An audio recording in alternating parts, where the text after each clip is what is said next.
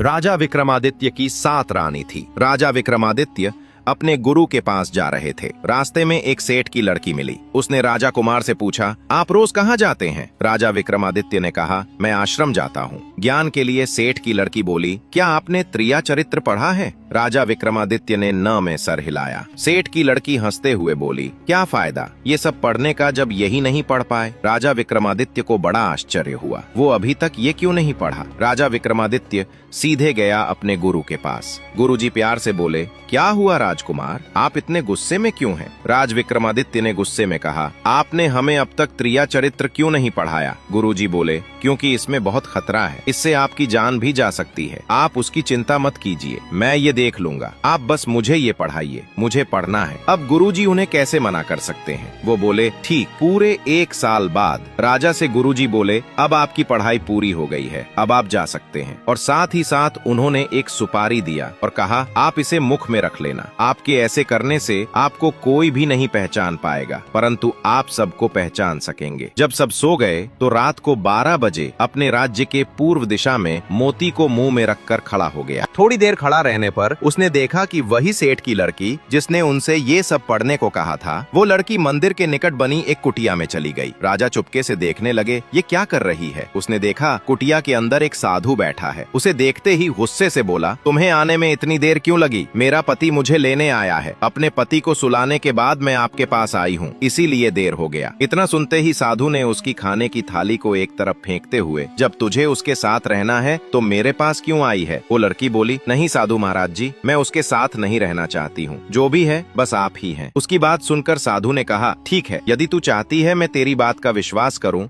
तो ले ये चाकू, जा अपने पति का सर काट के ला। लड़की बिना कुछ सोचे उस चाकू को लेकर घर आई और सोते हुए पति का लगा काट के मार दिया। फिर उसका सर लेकर साधु के पास आ गई। साधु ने जैसे ही देखा, वो उसे धक्के मारकर अपनी कुटिया से निकाल दिया और बोला, जो औरत 7 फेरे लेने के बाद अपने पति की नहीं हुई, वो मेरी क्या होगी? अपना चेहरा कभी मत दिखाना, अब मरता क्या ना करता। वो अपने पति का सर लेकर वापस आई और उसके धड़ से सर को जोड़ के रख दिया। सुबह उठकर जोर जोर से पता नहीं कौन मेरे पति को मार गया, पता नहीं कौन मेरे पति को मार डाला। जब लोग उसके पति को ले जाने लगे तो वो कहने लगी कि मैं इनके साथ सती हो जाएंगी, क्योंकि इनके अलावा अब मेरे जीवन का कोई अस्तित्व नहीं रह गया है। ये सुनते ही राजा को हंसी आ गई। रात को फिर राजा उसी चौराहे पर खड़ा हो गया तो उसने देखा कि उसकी 7 पत्नियां अपने हाथ में खाने से भरी थाली लेकर उसी कुटिया की तरफ जा रही है। राजा विक्रमादित्य को रानियां पहचान नहीं पाईं और उसे चौराहे पर खड़ा देख बोली, ये लड़का इधर आ थोड़ा, ये थालियां उस कुटिया तक पहुंचा दे। राजा विक्रमादित्य ने बिना कुछ कहे जैसा उन्होंने कहा वैसे ही किया। वो उसी साधु के पास गईं और साधु से कहा, इसने मेरी मदद की है, इसीलिए इसको आज रात यहीं रहने की व्यवस्था कर दीजिए। साधु ने अपने एक चेले को इशारा किया और वो राजा को लेकर एक कमरे गया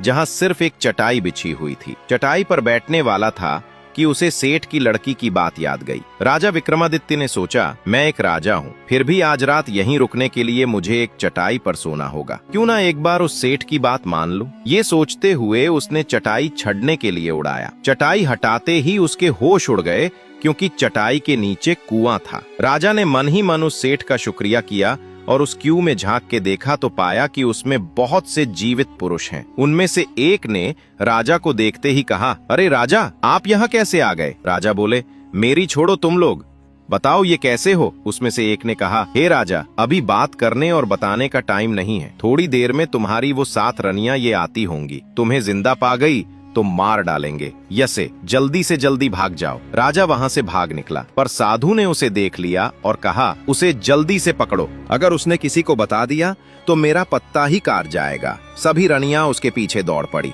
लेकिन वो रहा राजा कैसे पकड़ में आता। पर ये रनियां भी हार नहीं मान रही थी। तभी रास्ते में एक नदी पड़ा। क्योंकि राजा तैरना जानता था, इसलिए जल्दी से नदी में छलांग लगा दी। नदी गहरा था, ऊपर से रानियों को तैरना नहीं आता था, इसलिए वो इस पार ही रह गई। राजा जब नदी पार कर उस पार गया तो जोर से हंसा, जिससे राजा के सोने के दांत दिख गया। वो सभी समझ गईं, ये उनका पति है, इसलिए वो भागी साधु के पास आईं और बोली, हे साधु महाराज, वो हमारे पति थे, अब हम क्या करें, क्योंकि उन्होंने तो हमारा सारा राज जान लिया है। साधु बोला, परेशान मत हो, मेरे पास एक उपाय है जिससे सांप भी मर जाएगा और लाठी भी नहीं टूटेगी। वो बोली, क्या? तो शादी?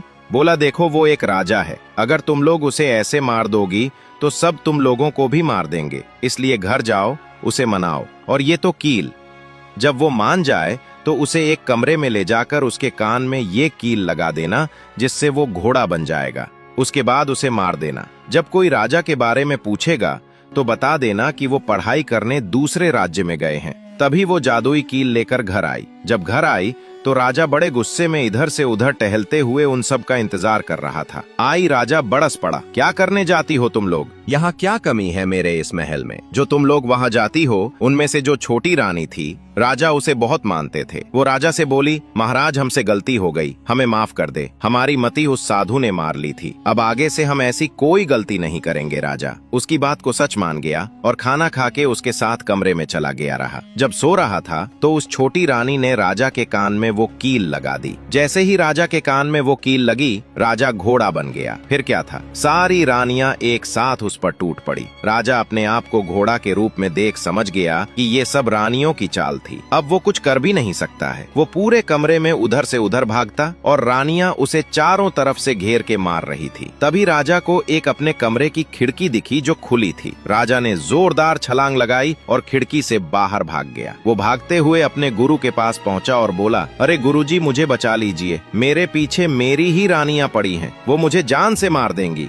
वो बोले, देखो उस साधु के पास जादू की पोटली है जिससे वो तुम्हें कहीं से भी मार सकता है, लेकिन एक काम करके तुम बच सके हो। मैं तुम्हें कबूतर बना देता हूँ और तुम राजा भोज के राज्य में चले जाना, वहाँ साधु का जादू काम नहीं करेंगे। राजा बोले, तो देर किस बार की है, अभी बनाइए। गुरुजी ने राजा को कबूतर बना दिया और कबूतर उड़ से राजा भोज के राज्य में चला गया। इधर रनिया दौड़ती हुई साधु के पास आई और बोली, वो तो भाग गया, देखिए कहाँ है। साधु ने अपनी जादू की पोटली में देखा तो पाया कि वो राजा कबूतर बन गया है। साधु के कहा वो कबूतर बन गया है।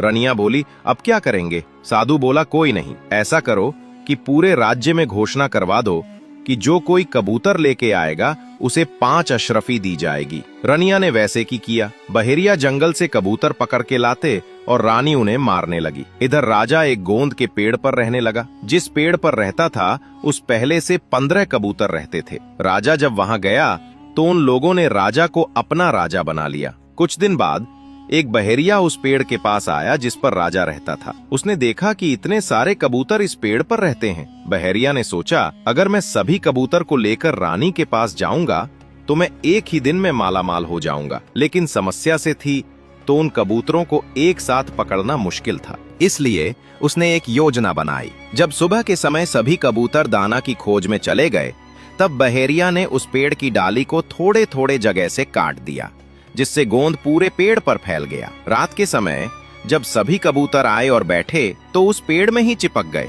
सब बोले, अब क्या करें? तो राजा जो कबूतर बना था बोला कि चिंता मत करो, जब बहेरिया आएगा तो तुम सब ऐसे लटक जाना जैसे मार गए, तो फिर वो हमें मारा समझ के नीचे फेंक देगा। जब सबको नीचे फेंक से तो एक साथ सभी उड़ जाना। सभी ने कहा ठीक है। जैसे ही बहेरिया आया सभी कबूतर उल्टा लटक गए। बहेरिया को लगा इक्को जगह पर पूरी रात रहने से सभी कबूतर मार गए। उसे बड़ा दुख हुआ कि एक तो पैसा भी नहीं मिला और ऊपर से कबूतर मरने का पाप भी लग गया। वो पेड़ पर चढ़ा और सभी कबूतर को गोंद से निकल निकल के नीचे फेंकने लगा। राजा को छोड़ के जब सभी कबूतर नीचे आए तो वो एक साथ उड़ गए। जैसे ही वो उड़े उन्हें ध्यान आया कि राजा कबूतर तो है ही नहीं। उनमें से कुछ ने कहा, चलो चलते हैं, राजा को हमारी मदद की जरूरत है। कुछ ने कहा, नहीं, राजा बुद्धिमान है, उन्हें कुछ नहीं होगा, वो सब देख लेंगे। इधर बहेरिया ने जब देखा कि सभी कबूतर उड़ गए तो उसे समझ आ गया कि ये सब नाटक कर रहे हैं। तभी उसकी नजर राजा कबूतर पर पड़ी। वो बोला, कोई नहीं, इतनी मेहनत कर कुछ तो फल मिलेगा, मैं इसे लेकर रानी के पास जाऊंगा। बहेरिया उस कबूतर को उतार के